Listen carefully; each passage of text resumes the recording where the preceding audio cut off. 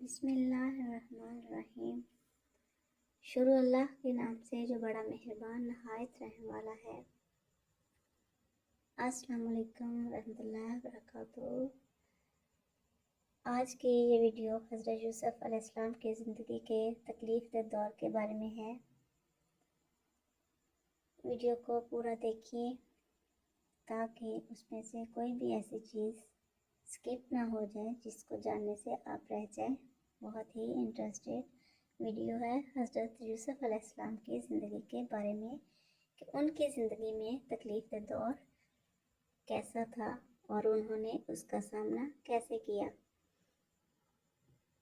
حضرت یعقوب علیہ السلام کے والد حضرت اسحاق علیہ السلام اور حضرت اسحاق علیہ السلام کے والد حضرت ابراہیم علیہ السلام ہیں۔ حضرت یعقوب علیہ السلام کا لقب اسرائیل تھا۔ اسرائیل کا معنی ہے اللہ کا بندہ۔ حضرت یعقوب علیہ السلام کی اولاد کو بنی اسرائیل کہا جاتا ہے۔ حضرت یعقوب علیہ السلام اپنے خاندان کے ساتھ کنعان میں آباد تھے، پھر حضرت یوسف علیہ السلام کے ذریعے مصر پہنچے، پھر ان کی کئی نسلیں حضرت موسیٰ علیہ السلام کے زمانے تک مصر میں آباد رہیں۔ حضرت یعقوب علیہ السلام کو اللہ تعالیٰ نے 12 بیٹے عطا فرمائے، جن میں حضرت یوسف علیہ السلام اللہ تعالیٰ کے نبی اور حضرت یعقوب علیہ السلام کے چہیتے بیٹے تھے۔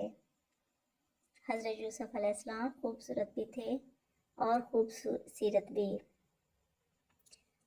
ان کے والد حضرت یعقوب علیہ السلام ان سے بہت محبت کرتے تھے۔ ایک دن حضرت یوسف علیہ السلام نے اپنے والد سے کہا کہ ابا جان، میں خواب میں دیکھتا ہوں ایک سورج، چاند اور 11 ستارے مجھے سجدہ کر رہے ہیں۔ حضرت یعقوب علیہ السلام نے یوسف علیہ السلام سے فرمایا کہ اللہ تعالیٰ تم پر اپنا فضل فرمانے والا ہے۔ اللہ تعالیٰ تمہیں خوابوں کی تعبیر بتانے اور باتوں کی تہہ تک پہنچنے کی صلاحیت دینے والا ہے۔ ساتھ ہی حضرت یعقوب علیہ السلام نے انہیں یہ تلقین فرمائی کہ اپنا یہ خواب اپنے بھائیوں کو نہ بتانا۔ حضرت یوسف علیہ السلام کے 10 بڑے بھائیوں کا خیال تھا کہ ہم جوان ہیں اور اپنے والد کے کاموں میں ان کا ہاتھ بٹانے والے ہیں، لیکن ہمارے والد کو ہم سے زیادہ یوسف سے محبت ہے۔ بھائیوں نے مشورہ کیا کہ ہمیں یوسف کو قتل کر دینا چاہیے یا کہیں دور پھینک آنا چاہیے تاکہ ہمارے والد کی توجہ یوسف سے ہٹ کر ہماری طرف ہو جائے۔ اپنے فیصلے پر عمل کرنے کے لیے بھائی اپنے والد کے پاس گئے اور ان سے کہا کہ کل ہم سیر و تفریح کے لیے جنگل جا رہے ہیں، آپ یوسف کو بھی ہمارے ساتھ بھیج دیں تاکہ وہ بھی کھیلے کودے اور ہمارے ساتھ کھائے پیے، ہم اس کی حفاظت کریں گے۔ حضرت یوسف علیہ السلام نے فرمایا کہ مجھے خوف ہے کہ کہیں تم کھیل کود میں نہ لگ جاؤ اور اسے بھیڑیا کھا جائے گا۔ بھائیوں نے کہا کہ ایسا کیسے ہو سکتا ہے، ہمارے ہوتے ہوئے بھیڑیا ہمارے بھائی کو کھا جائے۔ حضرت یعقوب علیہ السلام نے بالآخر اجازت دے دی۔ بھائی حضرت یوسف علیہ السلام کو لے کر جنگل پہنچ گئے۔ بڑے بھائی یہودا نے سب کو مشورہ دیا کہ یوسف کو قتل نہ کرو، انہیں ایک گہرے کنویں میں ڈال دو، لہٰذا انہوں نے اس پر عمل کرتے ہوئے جنگل میں حضرت یوسف علیہ السلام کو ایک گہرے کنویں میں پھینک دیا۔ حضرت یوسف علیہ السلام کے بھائی رات کے وقت حضرت یعقوب علیہ السلام کے پاس روتے ہوئے پہنچے۔ بھائیوں نے کہا کہ ہم کھیل کود میں لگ گئے اور یوسف کو اپنے سامان کے پاس بٹھا دیا، اسے ایک بھیڑیے نے کھا لیا۔ بھائی حضرت یوسف علیہ السلام کی قمیض پر جھوٹا خون لگا لائے۔ انہوں نے حضرت یوسف علیہ السلام کی قمیض کو ثبوت کے طور پر حضرت یعقوب علیہ السلام کے سامنے پیش کر دیا۔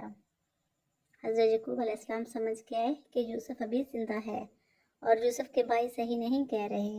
حضرت یوسف علیہ السلام نے فرمایا حضرت یعقوب علیہ السلام نے فرمایا کہ یہ تمہاری بنائی ہوئی جھوٹی بات ہے، لہٰذا میں صبر کرتا ہوں اور اس معاملے میں اللہ تعالیٰ ہی سے مدد طلب کرتا ہوں۔ حضرت یوسف علیہ السلام کنویں میں تنہا تھے۔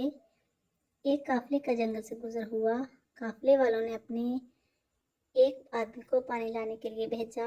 اس شخص نے پانی بھرنے کے لیے کنویں میں ڈول ڈالا۔ حضرت یوسف علیہ السلام ڈول میں بیٹھ گئے۔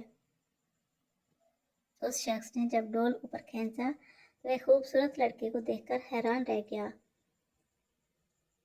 وہ خوشی میں پکارنے لگا کہ یہ تو نہایت خوبصورت لڑکا ہے۔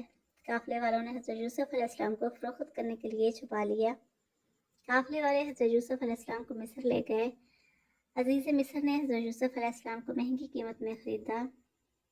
अजीज़ मिस्र ने अपनी बीवी ज़ुलेखा से कहा कि यूसुफ को इज़्ज़त व इकराम से रखो, शायद कि ये हमें फ़ायदा पहुँचाए या हम इसे अपना बेटा बना लें।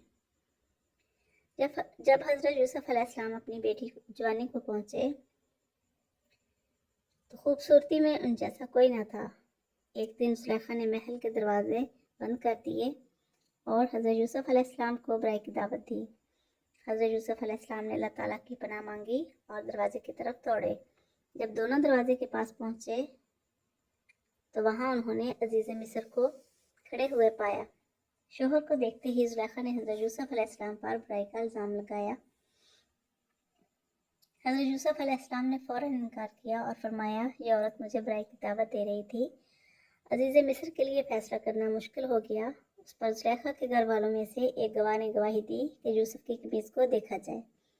अगर वो सामने से फटी है तो ज़ुलेखा सच्ची है और अगर यूसुफ झूठे हैं, और अगर कमीज़ पीछे से फटी है तो ज़ुलेखा झूठी है और यूसुफ सच्चे हैं। जब उनकी कमीज़ को देखा गया तो वो पीछे से फटी हुई थी। इस पर अजीज़ मिस्र ने ज़ुलेखा को डांटा और कहा कि तुम ही गुनाहगार हो, लिहाजा अपने गुनाह की माफ़ी मांगो। ज़ुलेखा का यह वाक़या लोगों में आम हो गया। अमीर घरानों की औरतें ज़ुलेखा को बुरा भला कहने लगीं कि वो एक मामूली गुलाम पर आशिक हो गई। जब ज़ुलेखा तक ये बात पहुंची तो उसने तमाम औरतों को दावत पर बुलाया और उनकी मेहमान नवाजी फलों से की। हर एक को फल काटने के लिए छुरी दी। फिर ज़ुलेखा ने हज़रत यूसुफ अलैहिस्सलाम को हुक्म दिया कि इन औरतों के सामने से गुजरे। औरतें हज़रत यूसुफ अलैहिस्सलाम की खूबसूरती देखकर हैरान रह गईं। उन्होंने फल काटते काटते अपने हाथ जख्मी कर लिए और कहा कि ये इंसान नहीं बल्कि एक नहायत मुअज़्ज़ज़ फरिश्ता है। ज़ुलेखा ने कहा, ये वही है जिसके बारे में तुम मुझे ताने दे रही थी। साथ ही ज़ुलेखा ने यह भी कहा कि अगर इसने मेरी बात ना मानी तो मैं इसे जेल में डलवा दूंगी। हज़रत यूसुफ अलैहिस्सलाम ने अल्लाह ताला से दुआ की कि मुझे बुराई की बजाय कैद में रहना ज़्यादा पसंद है। अजीज़ मिस्र ने औरतों का हाल देखकर यही तय किया कि यूसुफ अलैहिस्सलाम को कुछ अर्सा के लिए जेल भेज दिया जाए। हज़रत यूसुफ अलैहिस्सलाम के साथ दो नौजवान भी जेल में दाखिल किए गए।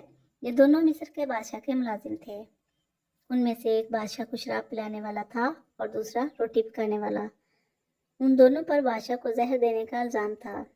बादशाह को शराब पिलाने वाले ने ख्वाब देखा कि बादशाह के लिए शराब बना रहा है, जबकि दूसरे ने ख्वाब में देखा कि बादशाह के लिए रोटियां पकाकर सर पर रखे हुए हैं और परिंदे उसके सर पर से नोच कर खा रहे हैं।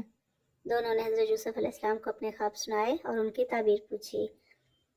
हज़रत यूसुफ अलैहिस्सलाम ने नौजवानों को तसल्ली दी कि मैं जल्द तुम्हें तुम्हारे ख्वाबों की ताबीर बताता हूँ। इस मौका से फ़ायदा उठाते हुए हज़रत यूसुफ अलैहिस्सलाम ने दोनों नौजवानों को तौहीद यानी एक अल्लाह ताला को मानने और शिरक से बचने की दावत दी। फिर हज़रत यूसुफ अलैहिस्सलाम ने ख्वाबों की ताबीर बताते हुए फरमाया कि बादशाह को शराब पिलाने वाला आज़ाद कर दिया जाएगा और वो दोबारा बादशाह की खिदमत करेगा, जबकि रोटी पकाने वाले को सूली दे दी जाएगी और परिंदे उसके सर को नोच कर खाएंगे।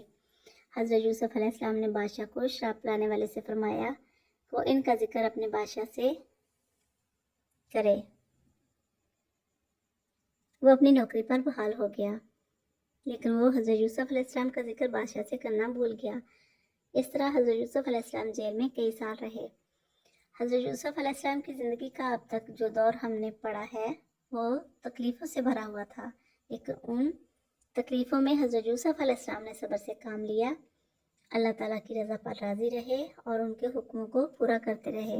वो कभी ज़ुबान पर शिकायत ना लाए, जिसके नतीजे में अल्लाह ताला ने उन्हें ज़बरदस्त अरूज अता फरमाया। अगर वीडियो पसंद आए तो लाइक और शेयर करें और जो चैनल पर नए हैं उस चैनल को सब्सक्राइब करें, बेल आइकन को प्रेस ज़रूर करें ताकि हर आने वाली नई वीडियो आप तक पहले पहुंच सके। तो मिलते हैं नेक्स्ट वीडियो में, तब तक के लिए अल्लाह हाफिज़।